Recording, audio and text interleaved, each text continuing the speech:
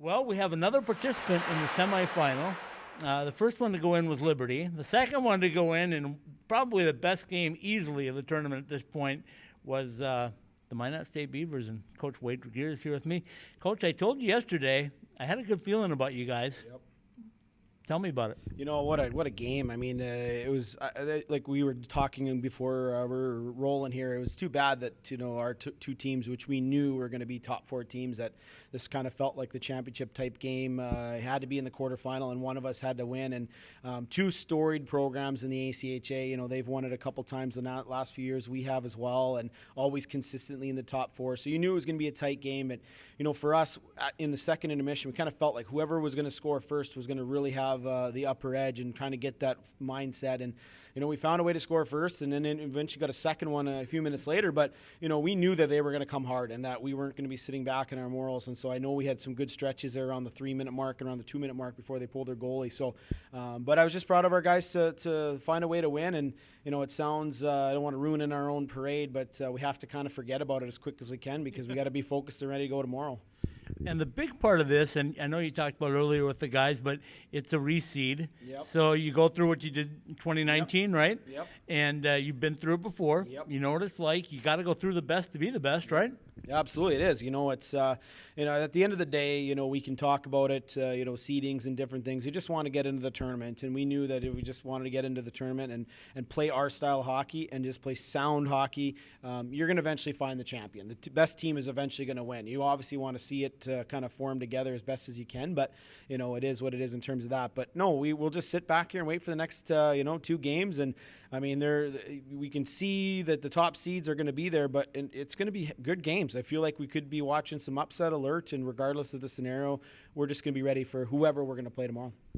Okay, you said yesterday it was going to be a chess match, and it was ultimately a chess match. I mean, I guess I can say checkmate for you because you got the win, but man, you guys were going back and forth, and your team was so focused. And what I've noticed, Wade, watching NCAA hockey and now ACHA hockey, you guys are so close. I mean, the style of play, where the guys are on the ice.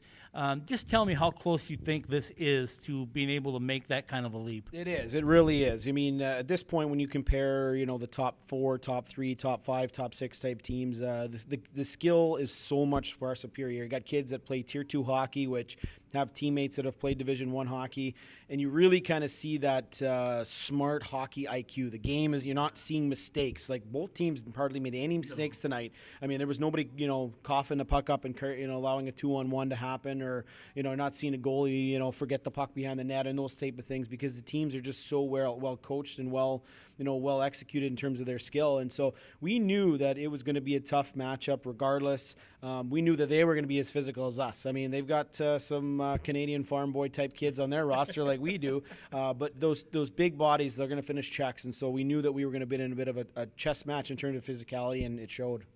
Okay, 2 things I want to say before we conclude this one is that penalties were there, but the special teams were top-notch all the way along. I mean, the power plays almost had chances, and the penalty kill was superb. It's tough. You obviously want goals on your power plays, but I thought our guys had really good looks and good opportunities. Their goaltender played superb.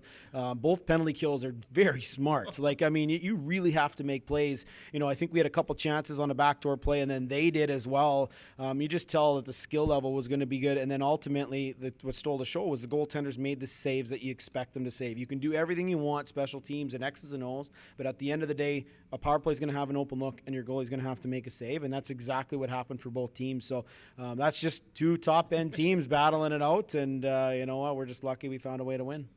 Okay, I'm going to just look ahead a little bit, and I'm going to say, let's say Adrian gets through theirs, and that's who you get tomorrow in the semifinals. We know the quality that they have on their roster. We know your quality. Will it be any sweeter to win this championship again? Technically, you're the defending champs because there wasn't one last year. But will it be any sweeter to go through everybody to win it? I think when we sit back here months afterwards, absolutely you'll digest it. It's one of those things that I've watched our times over and over again. But at the moment, we're just focused on playing our best hockey, and I think that's the thing that I preached with our guys.